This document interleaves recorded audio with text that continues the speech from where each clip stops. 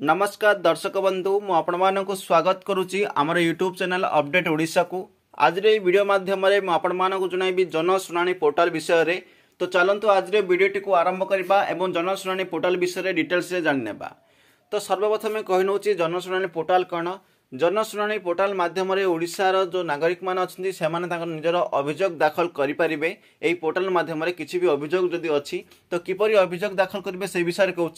सर्वप्रथम यार website कहीदे जनशुणाणी.odisha.gov.in Odisha government ही गोटे ऑफिशियल एप्लिकेशन। तो यहाँ सर्च करेंगे तो ये वेबसाइट को विजिट करेंगे। विजिट कलापर आप देखते किसी यही प्रकार देखा। सर्वप्रथम आसब जरूरी सूचना। जरूरी सूचना कौन लिखाई जनसाधारण अवगति निमंते यह जनाई दि जाए इ अभियोग वेबसाइट 1/11/2021 ठारू जनशुणाणी को परिवर्तन हो जाइछि। यदि आपण इ अभियोग पोर्टाल 30/4/2021 पूर्व पंजीकरण करथिबा अभियोगर समाधान होई नाही आपण निजर अभियोग जनशुणाणी पोर्टाल माध्यम पुनः पंजीकरण करि पारिबे बोली कुआ जाइछि।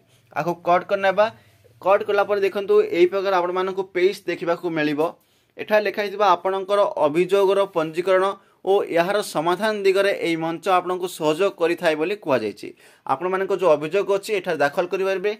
अभियोग दाखल करबा को दुईटी उपाय अछि। एई वेबसाइट माध्यम रे करि पारिबे एवं व्हाट्सएप माध्यम रे मध्ये करि पारिबे। व्हाट्सएप माध्यम रे बहुत इजी रहिछि सेडा मध्ये आपण मानको कहिबे। तो सर्वप्रथम वेबसाइट माध्यम रे किपरि करा जाय से विषय जानिबा। देखंतु एठारे दयाकरी अभियोग विवरणी प्रदान करंतु बोली लिखा जाइछि। देखंतु एठारे अभियोग पंजीकरण करंतु बोली तो ग्रीन कलर रो बटन अछि सेटा को क्लिक करंतु। सेटा को क्लिक कला पर नेक्स्ट पेज रे आपण मानको एही प्रकार देखा जिवो।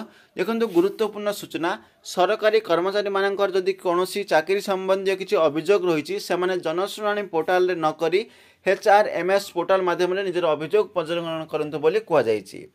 तो यहाँ को कट करना कट करना पर देखो आपको दुईटी ऑप्शन तीनोटी ऑप्शन देखा मिले। गोटे हूँ पंजीकृत व्यवहारकारी लॉगिन जो मैंने अलरेडी पंजीकृत कर डायरेक्ट लॉगिन करेंगे। जदि नुआ व्यवहारकारी कर तो सिंपल साइन अप पर क्लिक करेंगे।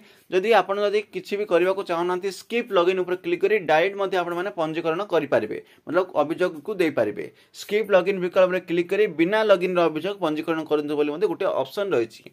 यह वेबसाइट माध्यम आपने पंजीकरण करिवार अभियोग।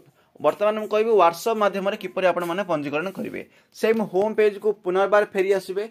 होम पेज को आसला बार देखंतु एठारे गोटे ऑप्शन मिलुची हाय पठातु। व्हाट्सएप जरिया अभियोग पंजीकरण करंतु एवं यार स्थिति जांच करंतु बोले गोटे आसीबो। दयाकरी निर्माण थिबा विकल्प उपर क्लिक करंतु एवं 7630951930 को हाय पठातु बोली कुआ जायछि। जो नंबर देछि से नंबर को हाय पठातु बोली कुआ जायछि। देखंतु एठा जदि हाय पठातु ऊपर क्लिक करेंगे। हाय पठातु ऊपर क्लिक कले ये आपन को व्हाट्सएप को नहीं जीवो। व्हाट्सएप रे आपण माने याकू हाय पठाई पारिबे।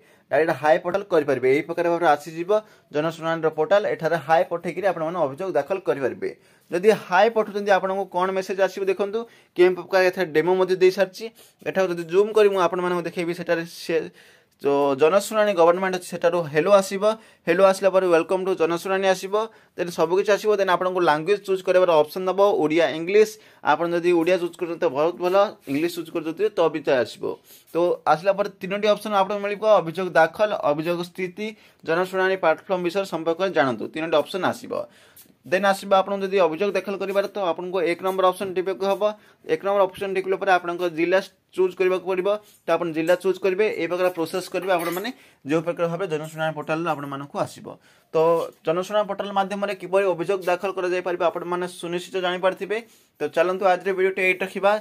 जदि वीडियोटी भल लागिथाय वीडियोटी को लाइक करंतु शेयर करंतु एवं ए प्रकार वीडियो देखिया पई बेल आइकन को प्रेस करी ऑल नोटिफिकेशन को क्लिक कर रखंतु।